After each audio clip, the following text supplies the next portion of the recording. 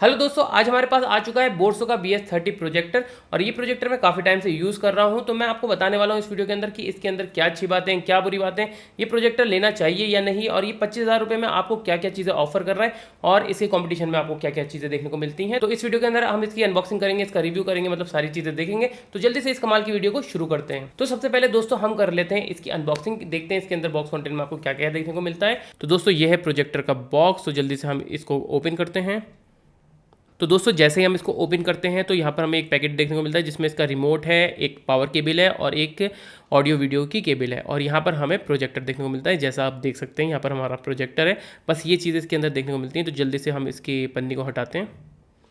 तो दोस्तों ये है हमारा बोर्सो का प्रोजेक्टर, जैसा आप देख सकते हैं। सामने की तरफ यहाँ पे लेंस पे एक कैप लगा हुआ है और पीछे की साइड कुछ पोर्ट दिए गए हैं और ऊपर की साइड कुछ बटन्स दिए गए हैं जिसको आप रिमोट से भी एक्सेस कर सकते हैं और मैनुअली भी। और यहाँ पर हम देखेंगे तो हमें यहाँ पर एक ये शायद पावर केबल है और ये आपकी ऑडियो वीडियो केबल है जिसको आप अपने प्रोजेक्टर में लगा सकते हैं। तो यहाँ पर ये दो केबल्स देखने को मिलती हैं और यहीं पर हमें यहाँ पर रिमोट देखने को मिलता है। जैसा आप देख सकते हैं रिमोट काफ़ी ज़्यादा स्टाइलिश है और एक कॉम्पैक्ट रिमोट है जो कि हमें देखने को मिलता है। और यहाँ पर हमें एक कुछ पेपर वर्क देखने को मिलते हैं और यहाँ पर वारंटी रजिस्ट्रेशन के लिए कुछ कोड मिलता है। तो यहाँ पर ये कुछ चीज़ें देखने को मिलती हैं। तो जैसा आप यहाँ पे देख सकते हैं तो यहाँ पर हमें एक एथरनेट का पोर्ट देखने को मिलता है। यहाँ पर आपको आयर ब्लास्टर भी देखने को मिलता है जिससे आप अपना रिमोट चला सकते हैं। यहाँ पर आपको दो USB पोर्ट देखने को मिलते हैं। यहाँ पर एक हेडफोन जैक, एक AV का पोर्ट और दो HDMI पोर्ट, और यहाँ पर एक आपको पावर कॉर्ड देखने को मिलती है और पीछे की साइड आपको एक स्पीकर देखने को मिलता है। और यहाँ पर आपको एक ग्रिल दी गई है जो इसका जो हीट है वो निकालती है। और सामने की साइड आप देख सकते हैं इसमें फुल HD लिखा हुआ है जो कि ये नेटिव फुल HD को सपोर्ट करता है। और यहाँ पर आप देख सकते हैं कि नीचे बोर्सो की ब्रांडिंग है और आगे की साइड ये लेंस है जिसके ऊपर एक कैप है जिसको आप हटाएंगे तो आपको यहाँ पे लेंस देखने को मिल सकता है।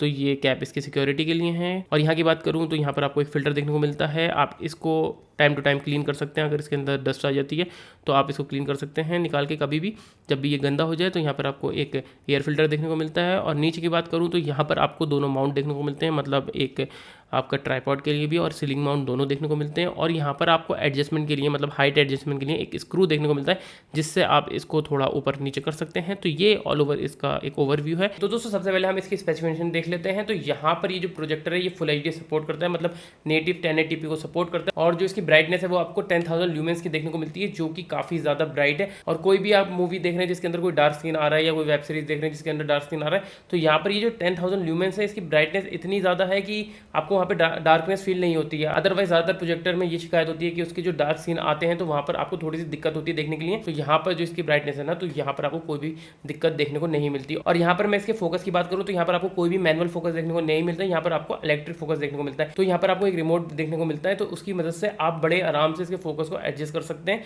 और यहाँ पर आपको 96% ब्लर फ्री इमेज देखने को मिलती है, मतलब थोड़ा बहुत ब्लर तो हर प्रोजेक्टर में आपको देखने को मिलता ही है, ये चीज़ तो होती है, लेकिन यहाँ पर आपको 96% तक ब्लर फ्री इमेज देखने को मिलती है इस प्रोजेक्टर के अंदर।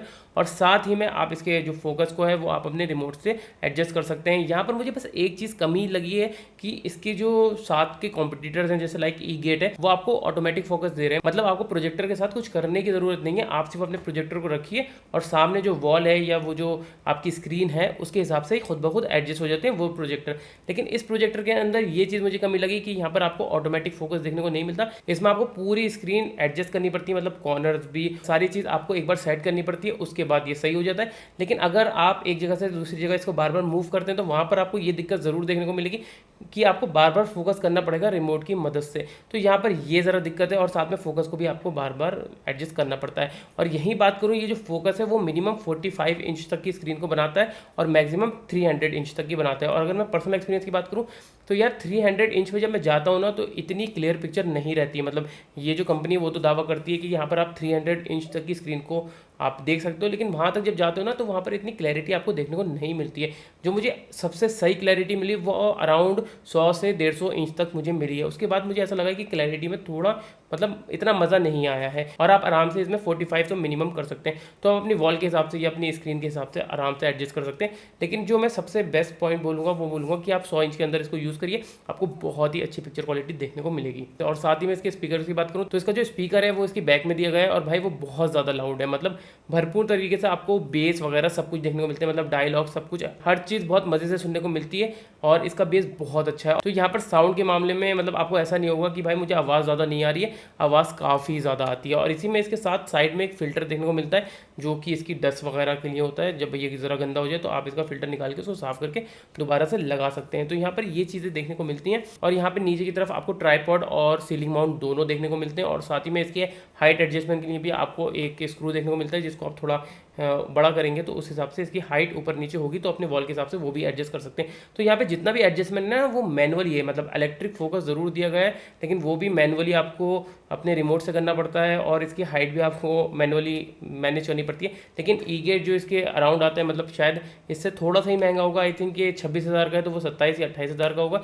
तो उस प्राइस में आपको वो ऑटोमेटिक चीज़ें देखने को मिलती हैं। तो इस प्रोजेक्टर में मुझे ये फीचर बहुत ज़्यादा मतलब कमी खली है कि इतना मतलब आसान फीचर, मतलब ये चीज़ आपकी ज़िंदगी आसान बनाता है कि आपको कुछ भी नहीं करना, ना आपको फोकस करना है, ना आपको जो स्क्रीन है उसको एडजस्ट करना है, ना आपको इसका हाइट को एडजस्ट करना है, सब कुछ ऑटोमेटिकली हो जाएगा। वो सारी चीज़ें आपको इस प्रोजेक्टर में देखने को नहीं मिलती, जो कि मुझे सबसे ज़्यादा निराश करती हैं इस प्रोजेक्टर के अंदर। लेकिन पिक्चर क्वालिटी वाइज बहुत अच्छा है, साउंड क्वालिटी बहुत दमदार है भाई। और इसके अंदर फ़ैन भी दिया गया है जो वक्त के साथ चलता रहता है। ऐसा नहीं होता है कि आपको हर वक्त फ़ैन की आवाज़ आ रही है, जब प्रोजेक्टर गर्म होता है उस हिसाब से फ़ैन तेज़ और हल्का होता रहता है। तो वो आपको इतना परेशान नहीं करता, मतलब अगर आप कोई चीज़ देख रहे हैं तो आपको इतना परेशान नहीं करेगा। अगर आप कोई मैच वगैरह कोई भी चीज़ देख रहे हैं तो आपको कोई भी परेशानी नहीं होगी उस फैन की वजह से, क्योंकि इसके स्पीकर काफ़ी ज़्यादा लाउड है। और साथ में आप इसके अंदर साउंड बार तो कनेक्ट कर सकते हैं HDMI ARC पोर्ट की मदद से, और साथ ही में आप इसके अंदर हेडफोन जैक से कोई स्पीकर भी कनेक्ट कर सकते हैं। तो आराम से आप मतलब एक्सटर्नल स्पीकर भी कनेक्ट कर सकते हैं अगर आपको इसकी साउंड कम लगे। लेकिन इसकी साउंड कम नहीं है, बहुत ही भयंकर साउंड है भाई इसकी। बात हो गई पिक्चर क्वालिटी की, बात हो गई साउंड की, अब इसके हम सॉफ्टवेयर की बात कर लेते हैं। तो इसके अंदर भाई आपको एंड्रॉइड 9 देखने को मिलता है, जो कि ऑफिशियल एंड्रॉइड 9 नहीं है, उसके ऊपर कोई स्किन चढ़ी हुई है। और भाई मतलब यार ये मतलब इतना नया प्रोजेक्टर है, लेकिन फिर भी इसके अंदर एंड्रॉइड 9 देखने को मिलता है। जबकि यार इसके अंदर गूगल टीवी तो देखने को कम से कम मिलना चाहिए था यार, वो सॉफ्टवेयर तो इसके अंदर मिलना चाहिए था, लेकिन वो चीज़ नहीं मिलती है। तो यार वो जो एक्सपीरियंस है ना इसके सॉफ्टवेयर का, वो बहुत ही ज़्यादा मुझे ख़राब लगता है। मतलब आइकन बचकाने, पूरा UI बचकाना देखने को मिलता है, तो वो चीज़ मुझे मज़ा नहीं आता है। मुझे ऐसा लगता है कि इसके अंदर आपको अलग से एंड्रॉयड टीवी या फायर स्टिक आपको लगानी पड़ेगी, क्योंकि जिसका सॉफ्टवेयर एक्सपीरियंस है ना वो आपको मज़ा नहीं देता है। और उसकी वजह यह है कि इसके अंदर आपको सिर्फ 1 GB की रैम देखने को मिलती है। वैसे तो इन्होंने बोला है कि इसके अंदर ऑक्टा कोर प्रोसेसर है, 8 GB की रोम है और 1 GB की रैम है, लेकिन वो 1 GB की रैम आपको पता है कि आपको मज़ा नहीं देती है। तो उस 1 GB रैम की वजह से ना भाई आपका एक्सपीरियंस अच्छा नहीं होता है, ऐप्स क्रैश भी करती हैं, ऐप में लैग भी आता है। तो मैं आपसे यही सलाह दूंगा कि जब भी आप इसको खरीदें तो साथ में एक फायर स्टिक या कोई एंड्रॉयड टीवी ज़रूर खरीद लेना, मतलब एंड्रॉयड टीवी बॉक्स खरीद लेना। तो उसकी वजह से आपका जो एक्सपीरियंस है सॉफ्टवेयर का वो ख़राब नहीं होगा। इसके अंदर डिज्नी प्लस, हॉटस्टार और आपका जियो सिनेमा आपको देखने को मिलते हैं। और साथ ही में इसके अंदर एक ऐप है जिसके अंदर आपको सोनी के चैनल्स भी देखने को मिलते हैं। पर यार उसका एक्सपीरियंस मुझे इतना अच्छा नहीं लगा। मैं ज़्यादातर मेरा यही था कि यार इसके साथ अगर फायर स्टिक लगा के या कोई एंड्रॉयड टीवी स्टिक या एंड्रॉयड टीवी बॉक्स लगा के मैं यूज़ करूँ तो वो ज़्यादा अच्छा चलेगा। इसके सॉफ्टवेयर के मामले में तो मुझे बिल्कुल पसंद नहीं आया इसका। और साथ ही में सेटिंग्स भी बहुत ही ज़्यादा कम थी, मतलब ज़्यादा नहीं थी। लेकिन इसी के साथ इसके अंदर यहाँ पे ब्लूटूथ और वाईफाई जैसी चीज़ें तो देखने को मिल ही जाती हैं। और हाँ, एक और बात कि इसके अंदर जो वाईफाई का वर्जन है वो आपको वाईफाई 6 देखने को मिलता है, जो कि एक अच्छी बात है कि इसके अंदर लेटेस्ट वाईफाई, मतलब लेटेस्ट तो नहीं, लेटेस्ट तो वाईफाई 6E है, लेकिन इसके अंदर आपको वाईफाई 6 देखने को मिलता है, जो कि एक अच्छी बात है कि अगर आपके पास वाईफाई 6 राउटर है तो ये वायरलेसली काफ़ी तेज़ स्पीड देगा। तो आपकी जो स्ट्रीमिंग है, मतलब अगर आप इसमें अंदर 4K वगैरह चलाते हैं तो काफ़ी ज़्यादा अच्छे से चलेगा। लेकिन मैं आपको फिर भी वही सलाह दूंगा कि इसके अंदर फायर स्टिक या गूगल स्टिक ही लगाना, या फिर MI का जो बॉक्स आता है, एंड्रॉयड बॉक्स आता है, वो लगाना, वो ज़्यादा बेहतर और आपको ज़्यादा अच्छा एक्सपीरियंस देगा। तो सॉफ्टवेयर के मामले में ज़्यादा बात नहीं करना चाहता हूँ कि बस अगर शॉर्ट में बोलूँ तो यार सॉफ्टवेयर ना मज़ा नहीं देता, तो उस पर ज़्यादा ध्यान मत देना। और हाँ, एक चीज़ बताना भूल गया, जो इसके अंदर आपको कंट्रास्ट देखने को मिलता है वो 18,000:1 का देखने को मिलता है, जो कि काफ़ी ज़्यादा सही है प्रोजेक्टर के हिसाब से। मतलब आपको अच्छी पिक्चर क्वालिटी मिलेगी, जैसे मैंने आपको बता दिया। ये सिर्फ नंबर्स होते हैं, मतलब असल में तो ये डिपेंड करता है कि पिक्चर क्वालिटी कैसे लगती है। और इसकी पिक्चर क्वालिटी भाई पूरी सही है, मतलब इसके अंदर पिक्चर क्वालिटी के मामले में तो मैं ये नहीं बोलूँगा कि यार ये कमी रह गया, वो कमी रह गया, बहुत ही ज़्यादा सही है इसकी पिक्चर क्वालिटी। मतलब मज़ा आता है, आपको एक सिनेमा वाली वाइब आपके घर में देखने को मिल जाती है, इसकी ऐसी क्वालिटी है। तो उसके मामले में तो मैं कमी निकाल ही नहीं सकता। और साथ ही में बात करूँ इसके अंदर और क्या फीचर देखने को मिलते हैं, इसके अंदर आपको एक 3D रेडी फीचर देखने को मिलता है। 3D रेडी फीचर क्या है कि इसके अंदर आप कोई भी 3D कंटेंट चलाएंगे तो आप वो जो ब्लू और रेड वाले ग्लासेस होते हैं, जो 3D वाले ग्लासेस होते हैं, वो अगर आपको वो आप लगाएंगे तो आप 3D कंटेंट कंज्यूम कर सकते हैं। मेरे पास वो वाले ग्लासेस नहीं है, अदरवाइज मैं चेक करता कि इसका 3D रेडी कैसा है। मेरे पास LG के 3D ग्लासेस हैं, लेकिन वो सिर्फ LG की टीवी पे काम करते हैं, तो मैं उसके बारे में ज़्यादा कमेंट नहीं कर सकता कि भाई वो कैसा है 3D उसका फीचर। लेकिन मुझे लगता है गिमिक ही होगा, ज़्यादा नहीं होगा। मतलब आप एक चश्मे से और 3D प्रोजेक्टर से क्या ही उम्मीद कर सकते हैं। 3D रेडी इन्होंने बोला है तो उसी से समझ जाता हूँ। जैसे HD रेडी होता था एक टाइम पे, तो समझ जाया करते थे कि वो अब तो 720p को तो HD में शुमार ही नहीं करते हैं। ऐसे ही 3D रेडी ना, तो मुझे लगता नहीं प्रॉपर 3D होगा, सिर्फ ऊपर ऊपरी 3D होगा कि आपको बस एक वो लेयर जो होती है ना वैसा दिखा देगा कि भाई कैरेक्टर यहाँ है और जो आपका जो बैकग्राउंड है वो यहाँ पर है, बस इतना फ़र्क आपको देखने को मिल जाएगा। अदरवाइज मज़ा नहीं आएगा उसके अंदर। और हाँ, रिमोट के बारे में बात कर लेते हैं तो यार, तो रिमोट दिखने के मामले में बहुत अच्छा है और यहाँ पर बड़े आराम से काम करता है। आपको प्रोजेक्टर की तरफ रिमोट दिखाने की जरूरत नहीं है, जो स्क्रीन है उसकी तरफ आप रिमोट दिखा सकते हैं और वो फ्लॉलेसली काम करेगा, कोई भी दिक्कत नहीं आएगी। शुरुआत में मुझे समझ नहीं आ रहा था कि रिमोट कैसे काम करेगा, मैं बार बार प्रोजेक्टर की तरफ दिखा रहा था और परेशान हो रहा था कि क्यों काम नहीं कर रहा, कैसे काम करेगा। लेकिन बाद में रियलाइज़ हुआ यार, बस स्क्रीन पर रिमोट दिखाना है और वो आराम से काम करेगा। तो रिमोट अच्छे से काम करता है और खूबसूरत भी लगता है, मतलब काफ़ी ज़्यादा अच्छा रिमोट लगता है। तो ये चीज़ें थी जो मैंने आपको बताई। अब बात कर लेते हैं कि आपको ये प्रोजेक्टर लेना चाहिए या नहीं लेना चाहिए। तो बेसिक्स की बताऊँ, मतलब मैं आपको पूरा मना नहीं कर सकता या पूरा हाँ नहीं बोल सकता कि इसको लेना चाहिए या नहीं लेना चाहिए। अगर आपको खूब ब्राइट वाली पिक्चर चाहिए और शार्प पिक्चर चाहिए, जो आप बहुत अच्छे अपने रूम में लगा के 100 इंच 150 इंच तक देख सकते हैं, तो आपको ये प्रोजेक्टर लेना चाहिए। और इसके अंदर साउंड भी काफ़ी ज़्यादा भरपूर आती है, मतलब मज़े से आती है। आपको एक्सटर्नल स्पीकर की इतनी याद नहीं आएगी, इतना मेरा वादा है। तो आप ये दो चीज़ें चाहते हैं तो आराम से भाई ये प्रोजेक्टर को ले लीजिए। और अगर आप अपने प्रोजेक्टर को ज़्यादा हिलाना नहीं चाहते, मतलब आप एक रूम से दूसरे रूम में बार बार या एक जगह से दूसरी जगह इधर से उधर नहीं करना चाहते, तो फिर आप ये प्रोजेक्टर ले लीजिए। ये प्रोजेक्टर आपके लिए। और साथ ही में एक बात याद रखना कि इसके अंदर आपको एक अलग से स्मार्ट डिवाइस लगाना पड़ेगा, जैसे अमेजोन की फायर स्टिक, वो आपको अलग से लगानी पड़ेगी। लेकिन कौन लोग हैं जो इसको नहीं लें, तो भाई ये वो लोग नहीं लें जिनको अपना जो प्रोजेक्टर होता है वो बार बार मूव करना पड़ता है, क्योंकि इसका जो फोकस है ना आपको बार बार चेंज करना पड़ेगा और वो थोड़ी सिरदर्दी है यार। सीरियसली मेरे 15 मिनट तो सिर्फ फोकस एडजस्ट करने में जाते थे शुरुआत में, और वो मेरा दिमाग ख़राब कर देते यार। तो अगर आप बार बार एक रूम से दूसरे रूम में अपने प्रोजेक्टर को शिफ्ट करते हैं तो भाई इसको मत लेना, सिरदर्दी होगी।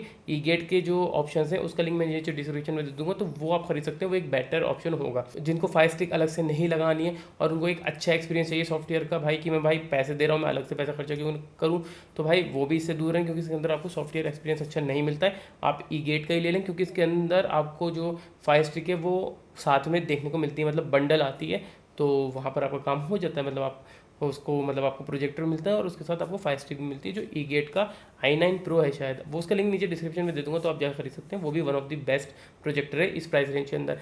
लेकिन एक बात बता दूं कि उसकी पिक्चर क्वालिटी इसके मुकाबले थोड़ी सी कम अच्छी है, ये बता दो। और उसकी ब्राइटनेस भी थोड़ी कम है, और मतलब ये जो कंट्रास्ट है, और जब आप उसके अंदर कोई डार्क सीन देखते हैं तो वो इसके मुकाबले इतने ब्राइट नहीं है, तो वहाँ पर आपको थोड़ी सी कमी खलेगी यार कि डार्क सीन आ गया यार मूवी के अंदर, तो आपको थोड़ी सी परेशानी होगी कि यार सही से दिख नहीं रहा है। तो वो एक चीज़ उन प्रोजेक्टर में, मतलब जो ई गेट वाले हैं उसके अंदर वो देखने को मिलेगी, क्योंकि उसके ल्यूमेंस भी थोड़े कम है इससे। और मेरी पर्सनल प्रेफरेंस शायद थोड़ी सी ई गेट ही रहेगी, क्योंकि बताया ना वो फोकस वाला इशू बहुत ज़्यादा है। मतलब जो पिक्चर क्वालिटी है उसमें तो सिर्फ समझ लीजिए 19-20 का अंतर है, कि वो 19 है ये 20 है, ये ज़्यादा बेहतर है। लेकिन यार वो जो, मतलब उसके अंदर फायर स्टिक देखने को मिलती है, और साथ ही में आपका जो ये जो ऑटोमेटिक वाला, मतलब जो फोकस हाइट सब कुछ ऑटोमेटिक कर लेता है, तो वो चीज़ भाई वो बहुत सुकून देती है सीरियसली। तो वो 19 में बर्दाश्त कर लूँगा, लेकिन ये 20 मुझसे बर्दाश्त नहीं हो पाता है। लेकिन अगर आप एक ही जगह रख के यूज़ करना चाहते हैं तो मैं डेफिनेटली बोलूँगा कि ये projector one of the best है। 25,000 रुपये में आप आराम से लिए, वैसे तो 26,000 रुपये का आता है, लेकिन कार्ड वार्ड डिस्काउंट के साथ आपको 25 से 24,000 रुपये का ये मज़े से देखने को मिल जाएगा। तो अगर आप उन लोगों में से जिनको ये खरीदना है तो नीचे लिंक डिस्क्रिप्शन में मिल जाएगा, वहाँ से आप जाके खरीद सकते हैं। और अगर आपको ई गेट का देखना है तो उसका भी लिंक नीचे डिस्क्रिप्शन में दे दूँगा, वहाँ से भी जाके देख सकते हैं। और फायर स्टिक भी आप नीचे डिस्क्रिप्शन में देख सकते हैं। तो उम्मीद है कि आपको वीडियो पसंद आई होगी। पसंद आई तो लाइक कीजिए, शेयर कीजिए। कोई भी सवाल हो नीचे कमेंट बॉक्स में तो कर ही सकते हैं। और आपने हमारे चैनल को अभी तक सब्सक्राइब नहीं किया तो जल्दी से कीजिए, क्योंकि मैं आपके लिए ऐसी मददगार वीडियो लाता रहता हूँ। मैं मिलता हूँ आपको अगली वीडियो में, तब तक के लिए spread piece love and happiness.